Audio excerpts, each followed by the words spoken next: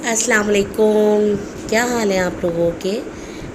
अल्हम्दुलिल्लाह मैं भी ठीक हूँ और आप लोग भी ठीक ठाक होंगे और रमज़ान में खूब इबादतें कर रहे होंगे। लैलतुल क़द्र शुरू हो चुकी है, ताक रातें शुरू हो चुकी हैं और आप लोग मुझे अपनी दुआओं में याद रखिएगा। अल्लाह ताला हम सबको इन ताक रातों की फ़जीलत और बरकतें हासिल करना नसीब हो। ये महीना, ये रातें, ये लैलतुल क़द्र बहुत बहुत बरकत रातें हैं, महीना है। तो बस अल्लाह ताला हम सब पे अपना रहम करम फ़ज़ल फ़रमाए और कोरोना से भी पूरी दुनिया को निजात दिलाए। अल्लाह ताला हम सब को, हमारे प्यारों को इससे महफूज रखे। आज 27वीं शब है। ये मेरा व्लॉग कुछ लेट हो गया, लेकिन आज हमारे यहाँ ख़त्म कुरान था जो तरावी हो रही है। तो अल्लाह का शुक्र है कि अल्हम्दुलिल्लाह साथ खैरियत के साथ कुरान पाक ख़त्म हुआ और अल्लाह ताला इस छोटी सी इबादत को कबूल व मकबूल फ़रमा ले। आमीन। आप लोग भी दुआओं में याद रखिएगा। तो बस आज ख़त्म कुरान की तैयारियां हैं, इसीलिए मैंने सहरी में कुछ ज़्यादा एहतमाम नहीं किया। रात काफ़ी देर हो गई थी सोते सोते, तो इसी वजह से है ना, बच्चे भी बहुत ज़्यादा स्लीपी हो रहे और जो है आज जागने की रात भी इबादत की रात है, तो जाहिर सी बात है सारे बच्चे जागेंगे और हम लोग भी जागेंगे। तो आप लोग भी मुझे अपनी इबादत में और दुआओं में याद रखिएगा ख़ास। और बस आज कुछ ही नहीं घर पे बनाया, बाज़ार से ही मंगाया है, ताकि आपको पता है घर में कोई छोटी सी तकरीब हो तो कितने काम होते हैं। तो बस वैसे तो मैंने लेडीज़ की इस दफ़ा तरावी नहीं रखी थी, लेकिन यह है कि ख़त्म कुरान में ख़ास जो घर के लोग होते हैं उन्हें बुलाया। तो बस ज़ाहिर सी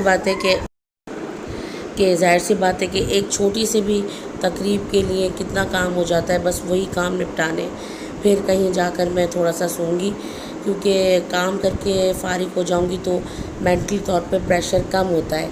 और बस ये आ गए हैं अपने इबादत से फ़ारिग होकर, और जो है अब हम लोग सब मिलके साथ सैरी करेंगे। तो बहुत अच्छा सा लगता है कि सुबह में सब मिलकर बैठे सैरी करें और खाएं पिएं और एक खुशगवार सा माहौल हो। तो अल्लाह ताला ने भी बस ये महीने में जो बरकतें और रहमतें रखी हैं वो वाकई एक अनमोल हम लोगों के लिए तोहफ़ा है। और जो है ये मैंने ने बस घर में कबाब थे और अंडे थे, उनको मिला के मैंने बना लिया था, तो अच्छा बनता है। और जब मैं अंडे का खाकीना बनाती हूँ तो उसमें कुछ कबाब भी डाल देती हूँ। लेकिन बच्चों ने खाना खा लिया था तो बच्चों का बिल्कुल मूड नहीं था, लेकिन मैंने कहा कि पूरे दिन का रोज़ा होता है और फिर सहरी में बरकत भी है और सुन्नत भी है, तो इसलिए मैंने जो है इन लोगों से कहा कि आप लोग जो है ये ज़रूर पूरे रमज़ान सीरियस रखते हैं, वो करें, सीरियस आप अंकल, सहरी करें। रोज़ा बहुत लगता है भी।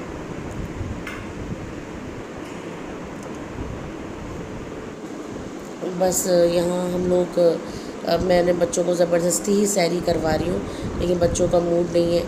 और पराठे वैसे मैं घर पे बनाती हूँ, लेकिन आज के पराठे ये कहीं बाहर से लेकर आए थे। जो कोई खातून है जो घर पे बनाती हैं और अच्छे बनाती हैं, मतलब वो मैदे के नहीं होते जो खाए नहीं जाए। तो बस अब मैं, ये लोग नमाज़ की तैयारी कर रहे हैं, मैं काम में लगूंगी और उसके बाद अगर मुझे टाइम मिला तो ज़रूर आपसे कुछ ना कुछ व्लॉग शेयर करती रहूँगी। लेकिन जैसा भी व्लॉग बनेगा इतने काम के बावजूद, तो आप लोग इसको एंजॉय कीजिएगा। और इंशाल्लाह इस व्लॉग में मैं अपने फादर इन लॉ से भी आपकी मुलाकात करवाऊँगी। आप लोगों को मिलकर बहुत खुशी होगी। ये रुमैसा साहिबा हैं जो नमाज़ पढ़ने के लिए जा रही हैं और पूरे रमज़ान माशाल्लाह ये रोज़ फजर की नमाज़ पढ़ने अपने बाबा और भाइयों के साथ गई हैं। और ये देखिए, मैं कुछ इतना काम था कि मैं कोई व्लॉग नहीं बना सकी, डायरेक्ट मैं आपको इफ्तार पे लेकर आ गई, क्योंकि आप जान सकते हैं कि रोज़ा पे रोज़े में कोई तकरीब हो तो कितना काम होता है। तो बस मैंने इफ्तार पे छोटा मोटा एहतमाम कर लिया था, ताकि जो है बच्चों के रोज़े हैं तो कुछ खा लें। यहाँ मैंने पास्ता बनाया था, वाइट पास्ता, रोल्स रखे हुए नज़र।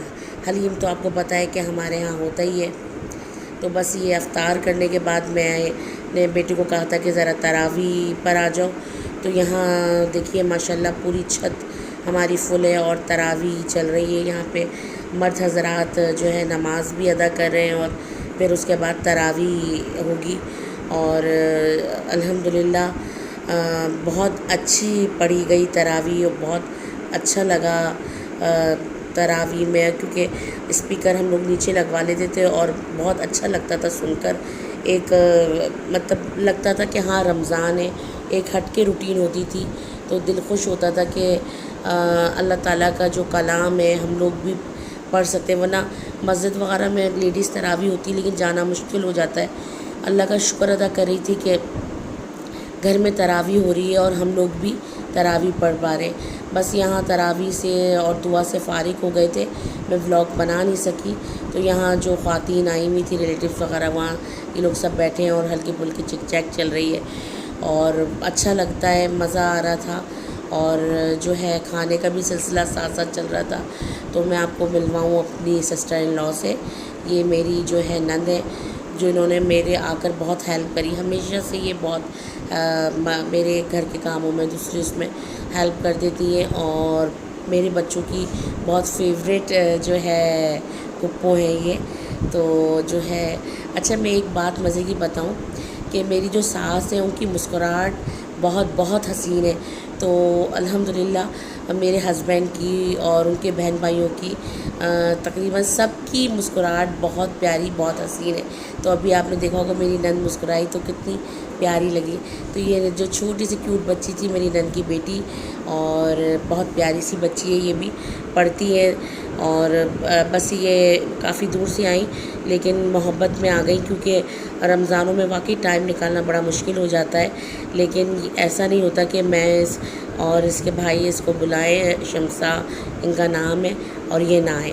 तो अल्लाह का शुक्र है कि ये आ गई थी। और देखें किचन कितना मैसी हो रहा है, कोई तकरीब हो कुछ हो तो किचन का तो यही हाल होता है।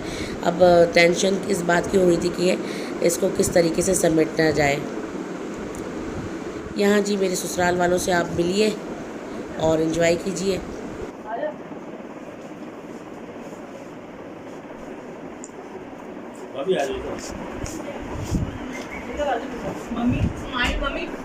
अब्बा मैंने आपका इंटरव्यू देखा था, माशाल्लाह बड़े अच्छा बोले आप। अल्लाह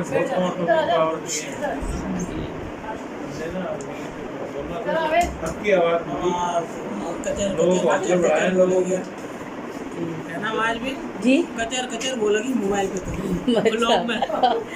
कोई अब्बा नसीहत करना चाहें आप हमें अच्छी सी? मैं तो एक गुनहगार आदमी हूं, मैं क्या नसीहत करूं। फिर भी अब्बा आपका तजर्बा है, दुआएं करता हूं, सिर्फ दुआ की, बस आपकी दुआ है। अल्लाह ताला आपको सलामत रखे, आपकी दुआएं हमें मिलती रहें। आमीन। आप लोग देख लेते हैं, सब कुछ होते हैं, दुआएं देते हैं। मम्मी आप कुछ कहना चाहेंगी अपनी बहुओं के लिए, अपनी औलाद के लिए? दीवाने से लेके बुढ़ावा तक अभी तक चुपी हूँ, कुछ नहीं बोलना चाहिए। अच्छा मम्मी ने जब ये अच्छी बात बोली जी अब्बा। ये दुआ करो कि हमारे झगड़े रात दिन रहे और मोहब्बत उससे ज्यादा रहे। आमीन सुना। झगड़े चलते रहे, झगड़े ही तो मोहब्बत की निशानी है। मुनीबा तुम हटना, तुम तो आओगी नहीं। बच्चे को बोलो किसी को आप थक गए? सही रहा अल्हम्दुलिल्लाह जी। तो ये मेरे लॉस थे और मैं हल्की फुल्की चिक चैक जो है अपने सास ससुर से हो रही थी, तो वो मैंने आप लोगों के साथ शेयर की। मुझे ज़रूर बताइएगा मेरा व्लॉग कैसा लगा। और यहाँ आज हम दूसरे दिन अम्मी के यहाँ आ गए थे, क्योंकि अम्मी के यहाँ ख़त्म कुरान था। इस साल अम्मी ने भी तरावी रखी थी और उनके यहाँ दूसरे दिन था ख़त्म कुरान। तो ये जो है बरीरा हैं, आप जानते हैं नौमी भाई की जो छोटा भाई है उसकी बेटी, और ये थी नौमी की साली जो बरीरा को लिए हुए थी। तो बस अम्मी के आ गए थे, तो यहाँ पर भी अल्हम्दुलिल्लाह बहुत अच्छी तरावी हुई। और ये छोटा सा बयान सुन लीजिए आप लोग। नबी के हैं जन्नत के रास्ते और अल्लाह से मिलाते हैं सुन्नत के रास्ते।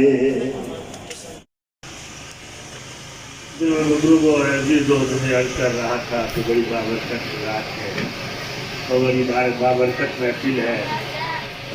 बस यहाँ पे बयान हो रहा था लेकिन आवाज़ चाहते हुए भी मोबाइल पे इतनी क्लियर नहीं हो सकी, तो बहुत अच्छी दुआ करवाई। और आप लोग शायद जानते हो ये राना इस्माइल साहब हैं जो काफ़ी अच्छे नात ख्वाह भी हैं और इनके यहाँ भी तरावी होती है और हमारे सामने रहते हैं, तो काफ़ी लोग तो इनको जानते होंगे कि ये बहुत ही अच्छी नात पढ़ते हैं और दुआ बहुत अच्छी जो है करते हैं, क्योंकि हम लोगों ने ख़त्म कुरान की दुआ के लिए और अम्मी ने भी इनको भी बुलाया था। अल्लाह ताला इनकी उम्र दराज करे और इतना पुरनूर चेहरा है कि दिल चाहता है कि बंदा देखते ही रहे। तो बस यहाँ पे लेडीज़ का ख़त्म कुरान था और लेडीज़ बैठी हुई थी और जो है यहाँ पर सब बैठे हुए हैं और जो है दुआ मांग रहे थे, क्योंकि स्पीकर लगा हुआ था तो लोग इस तरीके से शरीक हो गए थे। आपको मेरा व्लॉग कैसा लगा मुझे ज़रूर बताइएगा। इंशाल्लाह नए व्लॉग के साथ फिर हाज़िर होंगी। तब तक के लिए अल्लाह हाफ़िज़।